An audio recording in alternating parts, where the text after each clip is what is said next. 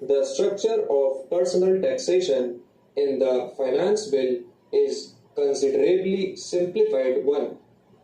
The main changes introduced in this year's budget aim at simplification of the rate structure of income tax, relieving persons in the lower and small income groups from the burden of compulsory deposits, moderating and readjusting the incidence of tax consistently with the interest of revenue, and introducing the advantage of tax savings in mobilizing greater private savings in the middle and higher income groups.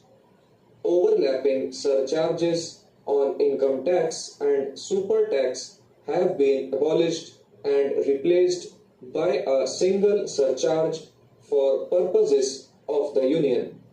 This surcharge operates in respect of unearned income only when such income exceeds rupees 10,000, and in regard to earned income when such income is over rupees 1 lakh.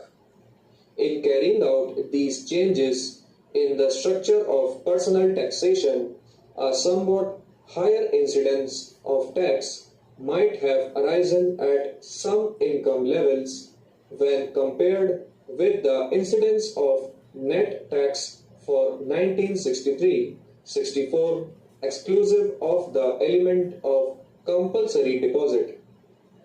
This has been criticized in the House and outside, and I have been considering whether some concession could be given to lower income groups in the income range up to rupees 20,000.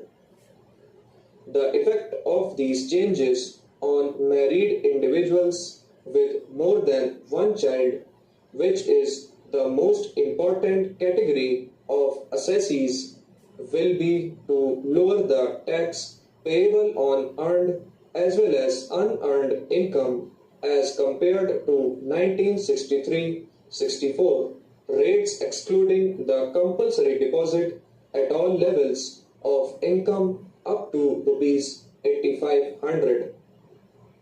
On incomes above this level, there will be a reduction except at a few points where the tax payable now will be slightly higher, but in no case exceeding 1/5 or 1% of the total income, and these concessions will provide a measure of further relief to these income groups. The annuity deposit scheme in the new scheme of taxation is an important instrument for mobilizing private savings and to counter inflationary trends.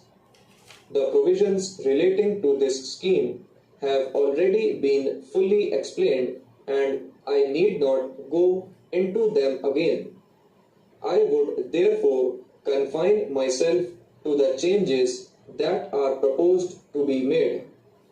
I had already indicated in my reply to the general discussion in the Lok Sabha that the deposit is proposed to be made optional in the case of persons who are more than 70 years of age.